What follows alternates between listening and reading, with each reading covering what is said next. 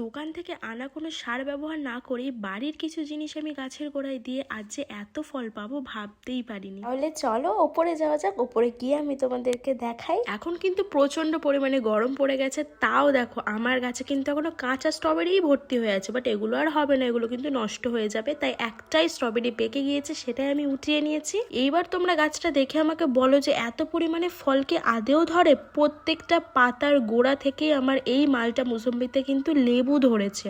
আর জানো আমি এটা কি ইউজ করেছি? কোনো দোকানের কোনো সার ইউজ করিনি। তোমরা যারা আমার ভিডিও অনেক আগে থেকে দেখো তারা কিন্তু জানো যে আমি ড্রাগন গাছেও কিন্তু বাড়ির জিনিস ইউজ করতাম, লাইক কোনো সবজির খোসা, ডিমের খোসা, সেগুলোই কিন্তু আমি ওতে ইউজ করেছি। আর এখানে দেখো আমার কিন্তু মুসম্বি লেবুগুলো বেশ ভালোই বড় বড় হয়েছে, তার সাথে কিন্তু ছোটও ভর্তি হয়ে গিয়েছে। একজন দাভাই আমার ভিডিওতে খুব সুন্দর একটা কমেন্ট করেছে, তোমাকে অনেকটা থ্যাংক ইউ। আর আমি কিন্তু তোমাদের সাথে এরকম অনেক ধরনের ভিডিও শেয়ার করবো। আপাতত এইটুকুই, বাই।